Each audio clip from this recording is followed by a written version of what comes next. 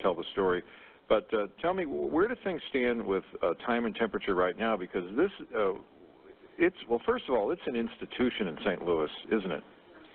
Yeah, we have a lot of people call daily. For instance, if it has a hiccup and it doesn't run for an hour, or maybe the weather update says there's no weather update at this time, because it does have an internet feed from the National Weather Service. You know, people will instantly call 2 or 3 deep.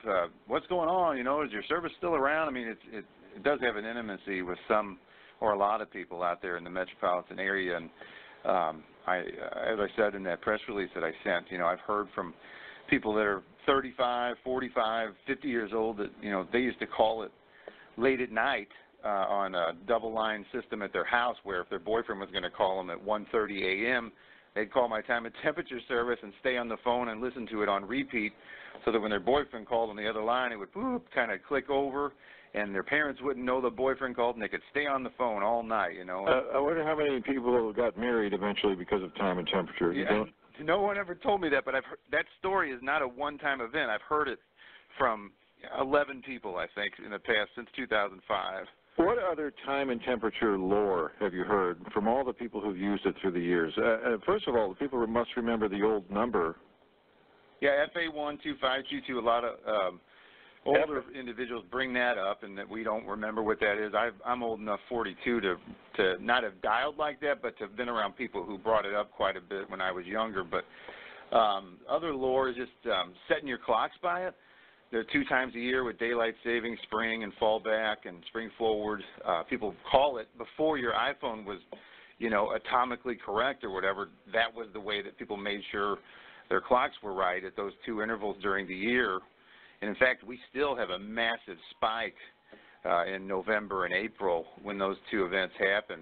We used to get upwards of 40,000, 50,000 calls on those dates. Now it's more like in the teens, 12 or 13,000, if that gives you an indication of kind of the decline of the need for the service or the interest in it. It's just iPhones are killing it. Yeah, there's a book that somebody wrote called How Digital Ruined Everything. Did the digital age ruin time and temperature? I mean, I don't know. I mean, I guess I'm inclined to say there's some truth to it, but, you know, there's temperature in cars now is pretty available in a lot of vehicles when you get them, the outside temperature and the availability of information. I don't know. I guess without looking for an argument, that has to be the answer. I mean, an iPhone is digital, and people have their weather updates on them constantly, and yeah, I mean, I guess that's about right. Is there any demographic on how many people call now, what their age are? Is it older people who still call? A lot of city dwellers, like urban, from Vanderbilt and 70 and downtown. It seems like, I think it originally started and was housed down there before I took it over, and it was a lot more well-known and had been kind of expanded into the metropolitan circle. But it seems it skews older without a question. I'd say the average age of a caller is, and I'm guessing, but it's 58. So people 58 and older tend to call time and temperature, and younger people just look it up on their iPhone, huh? I think so. I think, but, you know, my mom's 57, and she has an iPhone and loves it and uses it. You know, those are, you know, very prolific now. The age range for iPhones and things has really changed, and Facebook and all that. So, I mean, I don't know that it's necessarily age sensitive as much as it is technologically savvy. Are you a first mover and those kinds of things? And some people just like to call and listen to it. Some people call and they'll say, I love the message you put on there last week about the 4th of July and, you know, the mild weather we're having. And, you know, I don't really know, what some of the lingering callers are doing it for, you know. There's a story that I heard that in our grade school, when someone was in trouble and they'd get sent to the principal's sister Ann, she would turn the phone around and say, call your mom and tell her you've been bad and you're being sent home. And, of course, I would always call my mom and be ashamed. But there was a girl who was smart enough to call time and temperature and fake a conversation and then just wait until school's over and walk home with the others.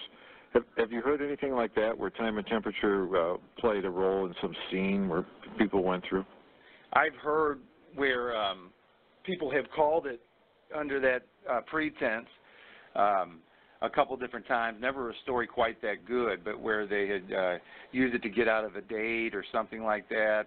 Had to call somebody back and would, but it was never. I never had the elaborate fill-in that you kind of just used an example of. Well, go ahead, because I want your story to be better than mine. Now, what have people said about to get out of a date? How did that work? Well, it would fake it was a, if I remember, it was like a pager. They would fake getting a call from their mom or their brother who needed moving help or whose car was broke down or something, and that they would then call the time and temperature and talk to nothing and say that they needed to break loose from, I guess, what would have been a blind date or an uncomfortable situation to go and get their brother out of the pokey or put a tire on the car or something like that. I've heard that maybe 2 or 3 times, the sense of that. I'm kind of filling in some of it, but I have heard that. So time and temperature has played a role in the social fabric of St. Louis. You used to get 500,000 calls per month. What's it down to now? Probably about 220 or sometimes 180,000. I mean, it's still got a good amount of calls, but the business model that we have and the services that we offer, they don't necessarily match up with the demographic that's calling it, and I don't really want to sell advertising on it or anything.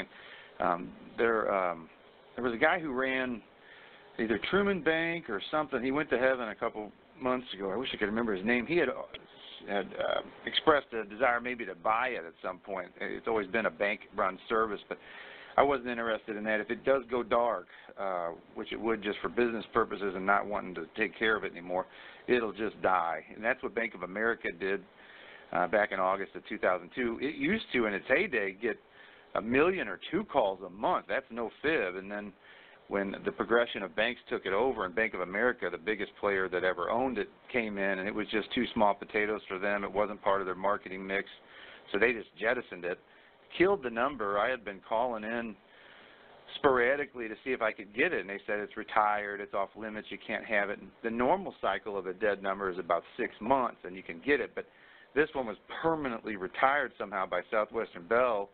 But luckily, at about 3-year mark, I had a marketing class, and one of our assignments at UMSA was to call that thing about every 2 or 3 days, and one of them landed an unsuspecting Southwestern Bell employee who allowed us to buy the number, who didn't know the rule, and that's when it took off.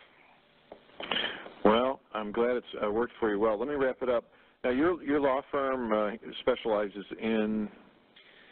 We have a criminal section, 45bucks.com, that does traffic law, and digiblow.com that does DWI law, and then our main push has always been real estate. I've been a realtor since 1990. I went back to law school as a non-traditional student, got my law license, and I'm on the board of directors at the St. Louis Association of Realtors. So we're a full-functioning firm. We got 5 attorneys and 5 support staff and paralegals, and pretty much handle anything, but those are the 3 main ones. The reason I ask is I heard there's an ad on Time and Temperature. I think it's your voice for help if you have a DWI. Is that the main thing that you advertise? I've cycled through real estate, simple traffic. At one time I thought, everybody, in fact, it jump-started that 45bucks.com or traffic law counselors, because I would try to peddle real estate on there, real estate services, and it didn't work that well, but I figured everybody who calls it has to have a car, and it kind of jump-started that traffic law scene, and we did a lot of business off of that, and then we moved into doing kind of high-level DWIs, because I had been accused of one of those in 2009. I think it was a bad DWI charge. I went to a jury trial and was found innocent in about 9 minutes by that jury, and so I wanted to take what I guess was a perceived weakness or a bad event and turn it into something strong, and we've become, one of the dominant DWI Gotcha. firms in the news. Well, the reason I ask all that, because earlier you said, Mike, that the demographic of the people who call, who are average age about 58, it doesn't really fit the advertising. I guess that means they're not prone to get a DWI, so you're really advertising to people who don't need your service. Is that the problem? Sort of, yes. And the flip side of that is, and it's not all the time, but it is a good percentage, that Joe Pafufnik's 23 years old. He was out with his friends at a bachelor party, and doing a DWI case correctly, it starts at about $2,000, and about 60% of the time, they say, I'm going to call my grandma and see if she'll help me out. And when they do that and they know about us on time and temperature, that can be a positive thing. Well, maybe you could hook up with a funeral home and advertise funerals or something if your age group is getting older. Yeah, Bowie or Hutchinson or something like that. It might not be a bad idea. I don't think I mean, our DWI is probably sensitive enough, but I don't know if I'd be excited about advertising the death stuff. All right, well, where do things stand now, and what will be the litmus test for deciding whether or not to unplug time and temperature altogether? It's really up to Windstream and whether I can get the per-line cost down to where it becomes incidental to the operation and our expenses. And if I can't, especially with this new shift in our phone line usage, it probably is going to have to go. And you lost me there on what is Windstream? Is that a company that provides your phone service? Yeah, it's like CenturyLink or AT&T, or it's one of the providers here in the metro area. All right, well, I don't want to overstate it or understate it. How should we write this? Are you evaluating whether to shut it down, or where do you stand on the whole process? You know, I'd say the header of that press release I put out, you know, iPhones are killing time and temperature. If it continues at the pace that it is declining, then it will have to go away as an expense. How soon could that be? I'd say in the next 18 months. Well, we better hurry up and call time and temperature. Right. Yeah. No, and my grandma doesn't want it. My wife thinks I'm crazy, and I just started, you know, thinking more and more about it. I mean, when you're running a business, you know, you got to cut costs. You got payroll and rent and fixed costs. You know, this is something that is possibly not necessary anymore. Will there be a ceremony like when they lower the flag and one nation is handed over to another? Will there be a time and temperature ceremony? I would leave a message on there for probably, you know, 3 to 6 weeks that said it's going off the air, and I don't know if I'd play a bugle in the background or taps or whatever that is, but that's probably the extent of the ceremony. All right. Well, nothing lasts forever. It's Mike Carter with Time and Temperature with a whole other story. I'm Kevin Killeen.